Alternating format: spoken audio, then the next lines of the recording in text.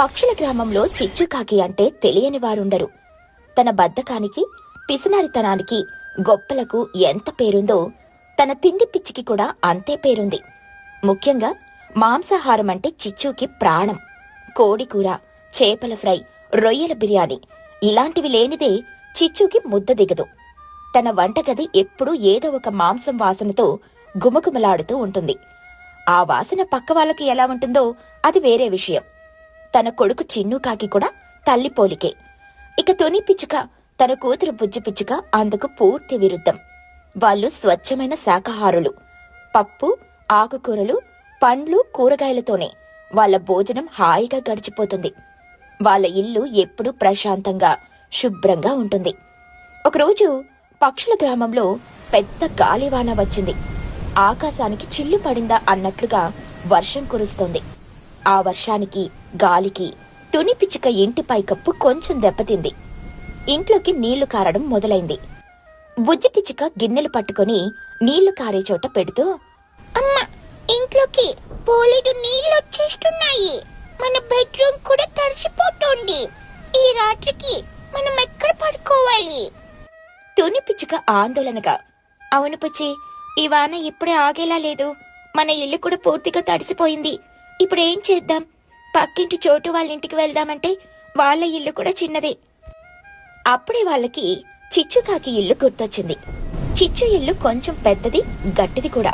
కాని అక్కడికి వెళ్లాలంటేనే తునికి కొంచెం సంకోచంగా ఉంది. అది మనల్ని రాణిస్తుందో లేదో, పైగా దాని తిండలవాట్లు వేరు అని ఆలోచించింది.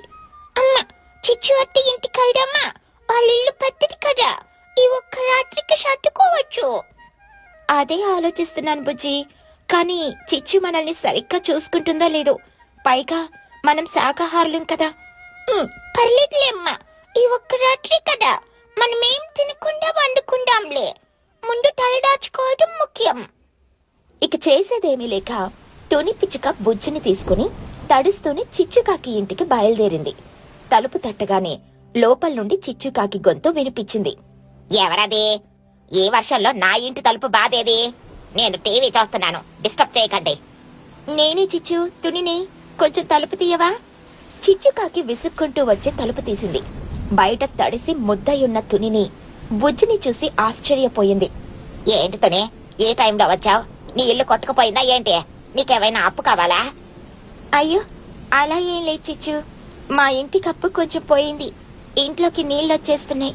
ఈ ఒక్క రాత్రికి మీ ఇంట్లో కొంచెం చోటిస్తావా అని అడగడానికని వచ్చాను. చిచ్చుకాకి ముఖం చిట్లిచ్చింది.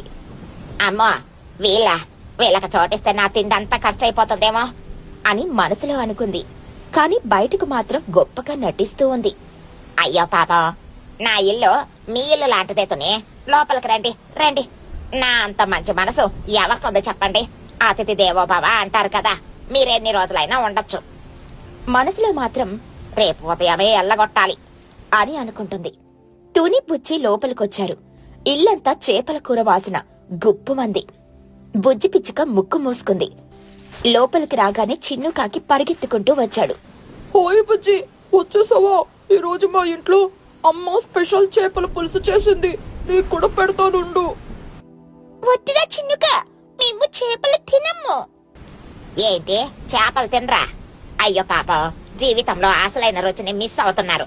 సరేలే, మీకోసం ఏదైనా చేస్తాండి. కానీ ముందు కాళ్ళు కడుక్కొని రండి. నా ఇల్లంతా బుడత చేయకండి. తుని పుచ్చి స్నానం చేసొచ్చేసరికి చిచ్చు భోజనం సిద్ధం చేసింది. ఒక పెద్ద గిన్నె నిండా చేపల పులుసు, పక్కన వేడివేడి అన్నం ఉన్నాయి. రండి రండి, వేడివేడిగా నా స్పెషల్ చేపల పులుసు తినండి. ఇది తింటే మీ ఇంట్లో చేసుకునే పప్పు చారులన్నీ మర్చిపోతారు. చిచ్చు, మేము శాకాహారులం. మేము చేపలు తినము. అయ్యో, ఇప్పుడా చెప్పేది? ముందే చెబితే బాగుండేది కదా. నేను మీకోసం ఎంతో ఇష్టంగా వండాను. నా కష్టమంతా వృధా అయిపోయిందే. సరేలే, ఏం చేస్తాం, నా దగ్గర కొంచెం పాత పెరుగుంది. దాంతో సర్దుకోండి ఈ రాత్రికి. తుని బుచ్చి ముఖాలు చిన్నపోయాయి. ఆ చేపల వాసన మధ్య ఆ పెరుగన్నం తినాలంటేనే వాళ్లకు ఇబ్బందిగా అనిపించింది. బుజ్జి అయితే ఏడుపు ముఖం పెట్టింది. అమ్మా, నాకు ఈ వాసనకు కడుపులో తిప్పుతోంది, నేను తినను. ఊరుకో బుజ్జి, ఈ ఒక్క రాత్రికే కదా, కొంచెం తిని పడుకుందాం. చిచ్చుకాకి మాత్రం వాళ్ళని పట్టించుకోకుండా తాను చిన్ను కలిసి ఆ చేపల పులుసును లొట్టలేసుకుంటూ తినడం మొదలుపెట్టారు. ఆహా, ఏవి రుచి! స్వర్గం అంటే ఇదే. పాపంతోనే నీకు ఈ అదృష్టం లేదులే. తుని బుజ్జి ఎలాగోలా ఆ పెరుగన్నం తిని పడుకోడానికి సిద్ధమయ్యారు. చిచ్చు వాళ్ళకు హాల్లో ఒక పెద్ద చాప వేసి ఇచ్చింది. ఆ చాప మీద కూడా చేపల వాసనే. మరుసటి రోజు ఉదయం వర్షం ఇంకా పడుతూనే ఉంది. తుని పుచ్చి ఇంటికెళ్లే పరిస్థితి లేదు. చిచ్చు, ఈ రోజు కూడా వర్షం తగ్గేలా లేదు. మేము మధ్యాహ్నం వరకు ఉండి వెళ్తాంలే. అమ్మో, వీళ్ళిక్కడే తిష్ట వేసేలా ఉన్నారే. సరేలే, ఎలాగో ఉన్నారు కాబట్టి ఏదో ఒకటి వండి పెట్టాలి. అయ్యో, దాందేముందిలేతని, మీరెన్ని రోజులైనా ఉండొచ్చు. ఈ రోజు మీకోసం స్పెషల్ వెజిటేరియన్ వంటకాలు చేస్తాను చూడండి. నా వంట తింటే మీరు నా ఫ్యాన్ అయిపోతారు. తుని కొంచెం ఆశగా చూసింది. కాని చిచ్చు వంటగదిలోకి వెళ్లి చేసిన హంగామా చూస్తే ఆ ఆశ కూడా పోయింది. చిచ్చుకి శాకాహారం వండడం పెద్దగా రాదు. పైగా తను మాంసం వండిన గిన్నెలని సరిగ్గా కడగకుండా శాకాహారం వండడానికి వాడింది. ఈ శాకాహారం వాళ్ళు ఏం తింటారు? ఆకులా, అలములా? సరేలే, ఏదో ఒక పప్పు కూర వండేస్తాను. తను పప్పు కూర వండడం మొదలుపెట్టింది. కాని మాంసం మసాలా వాసన పోని గిన్నెల్లోనే పప్పు వెయ్యడంతో ఆ పప్పు కూర కూడా ఏదో వింత వాసన రావడం మొదలైంది. ఈ వాసన ఏంటి? పప్పు కూర వాసనలా లేదు. ఇది నా స్పెషల్ ఫ్యూజన్ వంటకం. కొంచెం నాన్ వెజ్ టచ్ ఇచ్చాను అంతే. చాలా బాగుంటుంది, తిని చూడండి. మధ్యాహ్నం భోజనానికి కూర్చున్నారు. చిచ్చు ఎంతో గొప్పగా ఆ ఫ్యూజన్ పప్పు కూర వడ్డించింది. తుని బుజ్జి భయపడుతూనే ఒక ముద్ద తిన్నారు. అంతే, వాళ్ళ ముఖాలు మాడిపోయాయి. బాగుంది చిచ్చు, కొంచెం కొత్తగా ఉంది. అమ్మా, ఇది పప్పు కూర కాదు, ఏదో చేపల పులుసులో పప్పు కలిపినట్టుంది. నేను తినను. ఏంటి, నా వంటను విమర్శిస్తారా? నా అంత గొప్పగా ఎవరు వండలేరు. మీకు నచ్చకపోతే మానేయండి, నాకేం నష్టం లేదు. అయ్యో, అలా కాదు చిచ్చు, మాకు అలవాటు లేక అలా అనిపించిందేమో. మేము అన్నం తింటాంలే. ఆ రోజు మధ్యాహ్నం కూడా తుని పుచ్చి సరిగ్గా తినలేదు. చిచ్చు మాత్రం నా వంట సూపర్ అని తనను తానే మెచ్చుకుంటూ ఆ వింత పప్పు కూరను మొత్తం తినేసింది. సాయంత్రం అయింది. వర్షం ఇంకా పడుతూనే ఉంది. బుజ్జి పిచ్చుక ఆకలితో నీరసంగా అయిపోయింది. తునికి ఏం చెయ్యాలో పాలుపోలేదు. చిచ్చుని అడిగితే మళ్ళీ ఏదో ఒక గొడవ వస్తుంది. అప్పుడే తునికి ఒక ఆలోచనొచ్చింది. తాను నెమ్మదిగా చిచ్చు దగ్గరికి వెళ్ళింది. చిచ్చు, నాకు కొంచెం తలనొప్పిగా ఉంది. నీ దగ్గర ఏమైనా పండ్లున్నాయా? అవి తింటే తగ్గుతుందేమో. పండ్లా? అయ్యో, అవి ఆరోగ్యానికి మంచివి కాదంటారు. అయినా నా ఇంట్లో అవన్నీ ఎందుకుంటాయి? సరేలే, మొన్న చిన్ను ఎక్కడి నుండో ఒక అరటి పండు తెచ్చాడు. అదిగో అక్కడ మూలన పడుంది, తీసుకో. తుని వెళ్లి చూసింది. అది బాగా పండిపోయి నల్లగా అయిపోయిన అరటిపండు. అయినా సరే తుని దాన్ని తీసుకుని బుజ్జికిచ్చింది. బుజ్జి, ఈ పండు తిను, రేపు మనం ఇంటికెళ్ళిపోదాం. బుజ్జి ఆ పండును ఇష్టంగా తిన్నది. ఆ రాత్రికి కూడా వాళ్ళు సరిగ్గా తినకుండానే పడుకున్నారు. మరుసటి రోజు ఉదయం అదృష్టవశాత్తు వర్షం పూర్తిగా ఆగిపోయింది. ఆకాశం నిర్మలంగా ఉంది. తుని పుచ్చి వెంటనే తమ సామాన్లు సర్దుకొని చిచ్చుకు కృతజ్ఞతలు చెప్పి బయలుదేరారు. చాలా థ్యాంక్స్ చిచ్చు, మాకు ఆశ్రయం ఇచ్చినందుకు. దాందేముందిలే తుని, నేనెప్పుడూ ఇంతే. అతిథులను బాగా చూసుకుంటాను. మళ్ళీ ఎప్పుడైనా వర్షం వస్తారంటే నా చేపల పులుసు రుచి చూద్దరు గాని. తుని పుచ్చి నవ్వుకుంటూ అక్కడి నుండి బయటపడ్డారు. ఇంటికి రాగానే తుని ముందుగా మంచి శాకాహారం భోజనం వండి బుచ్చికి పెట్టింది. అమ్మా, నీ వంట ఎంత బాగుందో! స్వర్గం అంటే ఇదే. చిచ్చు అత్త ఇంట్లో నాకు నరకం కనిపించింది. తుని పిచ్చుక నవ్వుతూ, అందుకే పుచ్చి, ఎవరి ఇల్లు వాళ్ళకి స్వర్గం లాంటిది. ఎవరి అలవాట్లు వాళ్ళవి. మనం వాటిని గౌరవించాలి, కాని మన ఇష్టాలను వదులుకోకూడదు.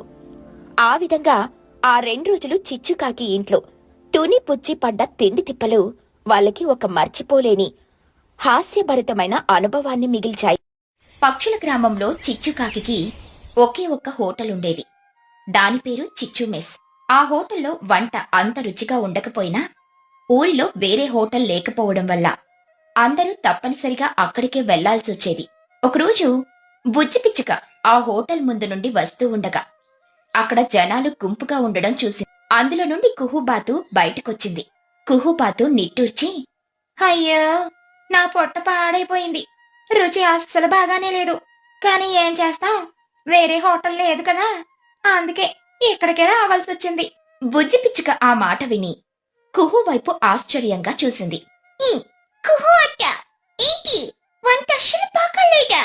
అయినా అంతమంది ఎందుకున్నారు? బుజ్జి, నువ్వే చూసావు కదా, రుచి లేదు. కానీ ఆకలిస్తే తినాలి కదా, తప్పక వస్తున్నాం. మా అమ్మ చాలా బాగా వండుతుంది కదా, తనైతే రుచికరంగా వండేది. మా అమ్మ కూడా చాలా బాగా వండుతుంది కదా. కుహుట, మీరు వెళ్ళండి, నాకు గొప్ప ఆలోచన వచ్చింది. కుహుబాతు అక్కడి నుండి వెళ్లిపోగానే బుజ్జి వెంటనే ఇంటికి పరిగెత్తి తన తల్లి తుని పిచ్చుక దగ్గరికి వచ్చింది. మనకు డబ్బులొచ్చే గొప్ప ఆలోచన వచ్చింది.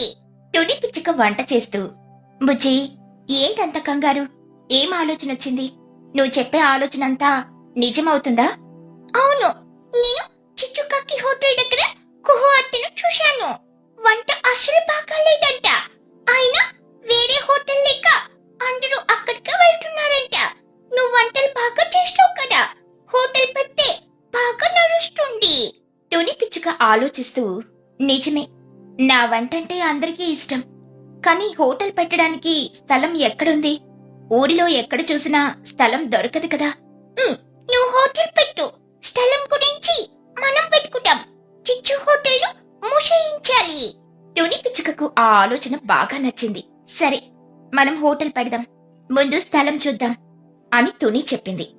తుని మరియు బుజ్జి కలిసి హోటల్ పెట్టడానికి స్థలం వెతుకుతూ ఊరంతా తిరిగారు.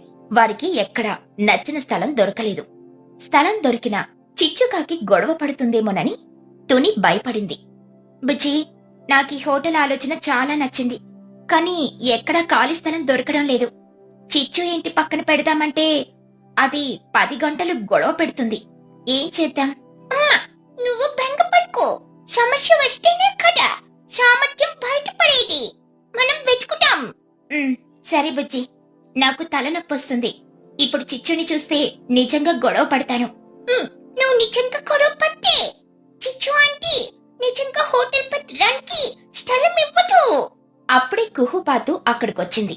తుని, బుజ్జి, ఏంటి మీరిద్దరు చాలా కంగారుగా తిరుగుతున్నారు? ఏమైంది? కుహు, మేము హోటల్ పెడదామని అనుకుంటున్నాం, కాని స్థలం దొరకడం లేదు. చిచ్చు గొడవ పడుతుందేమోనని భయం. కుహుబాతు నవ్వుతూ, హోటలా? తుని, నీ వంట తింటే చిచ్చు కూడా మారిపోతుంది. కాని మీరు స్థలం గురించి బాధపడకండి, నా దగ్గర ఒక గొప్ప ఆలోచన ఉంది. ఏంటి? ఏంటి ఆలోచన కుహు? త్వరగా చెప్పు, నా మెదడు వేడెక్కిపోతుంది. మీరు స్థలంలో హోటల్ పెట్టకండి. ఊరి చెరువు ఉంది కదా, దాని నీటిపైన పడవలాంటి ఒక హోటల్ పెట్టండి. అది భిన్నంగా ఉంటుంది, అందర్నీ కూడా ఆకర్షిస్తుంది. అప్పుడు చిచ్చుకు కూడా గొడవ పెట్టడానికి స్థలం ఉండదు. బుజ్జి పిచ్చుక గట్టిగా చప్పట్లు కొడుతూ, ఇంటి గొప్ప ఆలోచన, నీటిపైన హోటల్, అందరూ వస్తారు, చిచ్చు ఆంటీ నోరు మూసుకుంటుంది. తుని పిచ్చుకకు కుహు సలహా అద్భుతంగా అనిపించింది. కుహు, నువ్వు నిజంగా తెలివైన దానివి. ఈ ఆలోచన అద్భుతం. కాని పడవ హోటల్ ఎలా తయారు చేయాలి? నాకు తాడులు చెక్కలు తెలియదు కదా. నేను మా హిగ్రద్ద గారిని, చోటు చిలుకను, లూసి పావురాన్ని పిలుస్తాను. మనం అందరం కలిసి పని చేస్తే త్వరగా అయిపోతుంది. చిన్న ప్రారంభోత్సవం కూడా చేద్దాం. కుహుబాతు వెంటనే అందర్నీ పిలిచింది. మహీగ్రద్ద, లూసి పావురం, చోటు చిలుక, చిన్నుకాకి, బన్ను చిలుక అందరూ వచ్చారు. తుని, హోటల్ పెడుతున్నావా? నీటిపైన? ఇది తెలివైన వ్యాపారం. గురువు గారిలా స్థలాన్ని సృష్టించేశావు. ఆహా, పడవ హోటలా? నాకు కూడా పని కావాలి. నేను హోటల్ బయట రంగులు వేస్తాను, పడవ మెరవాలి. నేను పడవకు సురక్షితంగా ఉండడానికి త్రాడులు కడతాను. రుచి బాగుంటే నేను కూడా పని చేస్తాను. భద్రత ముఖ్యం. మిత్రులారా, మీ సహాయం లేకుండా నేనేమీ చేయలేను. కుహుకు ధన్యవాదాలు. వంట నాది, కష్టం మీది. ఏంటితని వంట నీదా? నాకు భోజనం తింటేనే శక్తి వస్తుంది. రుచి లేకపోతే నేను రంగులు కూడా వేయను. నేను కూరలో ప్రేమ కలుపుతాను. రుచి అద్భుతంగా ఉంటుంది. నువ్వు భోజనం గురించి బాధపడకు. అవును చోటు, తుని వంట ఎంత రుచిగా ఉంటుందో నీకు తెలీదా? నువ్వు రంగులు వేసే పని చెయ్యి. వంట గురించి తునిని ఇబ్బంది పెట్టకు. సరే లూసీ, తుని వంట బాగా లేకపోతే రంగులన్నీ నీళ్ళలో కలిపేస్తాను చెప్తున్నా. మహీగ్రద్ద నవ్వుతూ, చోటు, నువ్వు రంగుల గురించి గొడవ పడకు. లూసీ, నువ్వు త్రాడులు కట్ట పని చెయ్యి. చిన్ను, బన్ను, మీరు తునికి చెక్కలు అందించండి. మహిగారు, చోటు సరదాగా అంటుంది, కాని పడవ నిర్మాణానికి ఎక్కువ చెక్కలు కావాలి. తుని, కుహు, నేను భద్రత చూసుకుంటాను, మీరు వంటపై దృష్టి పెట్టండి. అందరూ నవ్వారు. మహీకృత నాయకత్వంలో చోటు చిలుక రంగులు, లూసీ పావురం సురక్షిత ఏర్పాట్లు, చిన్ను పన్ను చిన్న చిన్న సహాయాలు చేస్తూ కొద్ది రోజుల్లోనే తుని రుచి భవనం అనే అందమైన హోటల్ చెరువు నీటిపైన తేలుతూ సిద్ధమైంది. చిచ్చుకాకి ఇదంతా చూసి తన హోటల్ ముందు కోపంగా నిలబడింది. చిచ్చుకాకి చిన్ను వైపు చూస్తూ, ఒరే చిన్నగా చూడ్రా, తుని చెరువుపై హోటల్ పెట్టింది. అది నా హోటల్ వ్యాపారాన్ని పాడు చేస్తుంది. చిన్నుకాకి నవ్వుతూ, అమ్మో, పడవ హోటల్ బాగుంది, మనం కూడా అక్కడికి వెళ్దామా? రుచి చూద్దాం. నారుమయ్యరా, నేను శత్రువు హోటల్కి వెళ్ళను. నువ్వెళ్ళినా నేను నీకు భోజనం పెట్టను. తుని రుచి భవనం ప్రారంభోత్సవం రోజు తుని పెద్ద బోర్డు పెట్టింది. ఆ రోజు ఊరిలో అందరూ నీటిపైన హోటల్ చూసి ఆశ్చర్యపోయారు. ఆ తుని, శుభాకాంక్షలు, నీ హోటల్ అద్భుతంగా ఉంది. అందరూ చెరువు వైపు పరిగెడుతున్నారు. వ్యాపారం మొదలైంది. నిజంగా నీటిపైన హోటల్ అంటే విభిన్నంగా ఉంది. చిచ్చు హోటల్ ని ఎవరు పట్టించుకుంటారింకా? చిచ్చు హోటల్ గురించి మాట్లాడుకు చోటు, తునిని ప్రోత్సహించు. సరే లూసీ. తుని, ఈ రంగులు కూడా పడవకు అందం ఇచ్చాయి కదా, ఇవన్నీ నా వల్లే. తుని పిచ్చుక నవ్వుతూ, అవును చోటు, రంగుల వల్లే పడవ మెరిసిపోతుంది. చిచ్చుకాకి కోపంగా తుని దగ్గరకొచ్చింది. ఆ తుని, హోటల్ పెట్టడానికి నీకు స్థలం దొరకలేదా? చెరువుపై వ్యాపారం చేస్తావా? ఇది న్యాయం కాదు. తుని పిచ్చుక నవ్వుతూ, చిచ్చు, చెరువు ఎవరి సొంతం కాదు కదా, నేను ఎవరిని ఇబ్బంది పెట్టను. నీకు అసూయ ఉంటే నువ్వు కూడా నీటిపైన ఇంకో హోటల్ పెట్టుకో, నేను వంట మొదలు పెడతాను. చిచ్చుకాకి కోపంగా వెళ్లిపోయింది. తుని తన వంట మొదలు పెట్టింది. వంట రుచిగా ఉండడంతో అందరూ చిచ్చు హోటల్ని వదిలిపెట్టి తుని హోటల్కి వచ్చారు. లూసీ పౌరం తింటూ, వామ్మో తుని, నీ వంట అద్భుతం. చిచ్చు వంటకు దీనికి పోలికే లేదు. నేను రోజు ఇక్కడికే వస్తాను. చోటు చిలుక తన భోజనం చూపిస్తూ, తుని, ఈ కూరలో నువ్వేం కలిపావు? ఎంత రుచిగా ఉంది. అది ప్రేమ చోటు. చిచ్చుకి డబ్బుపై ఉన్న ప్రేమ కంటే నాకు వంటపై ప్రేమ ఎక్కువ. చిన్ను, బన్ను, మీరు ఆనందంగా భోజనం చేయండి. మా అమ్మ హోటల్ ఎంత బాగా నడుస్తుందో చూశారా? చిచ్చుకాకి ఆ మాటలు విని మరింత బాధపడింది. తుని హోటల్ నీటిపైన ఉండడం వల్ల గ్రామంలో చాలా మందిని ఆకర్షించింది. తుని వ్యాపారం రోజురోజుకు బాగా నడిచింది. చిచ్చుకాకి తన హోటల్ని మూసేయాల్సిన పరిస్థితి వచ్చింది. ఆమె తునిని చూసి కోపంతో పాటు గర్వంగా కూడా ఫీల్ అయ్యింది. తుని ఎంత కష్టపడి నిజాయితీగా వ్యాపారం చేస్తుందో చిచ్చు అర్థం చేసుకుంది. తుని, నువ్వు నిజంగా గెలిచావు. నీ వంట రుచి, నీ తెలివి నా వ్యాపారాన్ని నాశనం చేసింది. కానీ సంతోషం, నువ్వు నిజాయితీగా వ్యాపారం చేస్తున్నావు. తుని పిచ్చుక చిచ్చును దగ్గరికి తీసుకుని, చిచ్చు, నువ్వు బాధపడకు, నువ్వు కూడా వంట బాగా నేర్చుకో, మనమిద్దరం కలిసి హోటల్ నడుపుదాం. అప్పుడు డబ్బులు రెట్టింపవుతాయి కదా. చిచ్చుకాకి తుని మాటలు బాగా నచ్చాయి. చిచ్చు ఆ రోజు నుండి తన పిసినారి బుద్ధిని వదిలిపెట్టి తునితో కలిసి హోటల్ని నడపడం మొదలుపెట్టింది.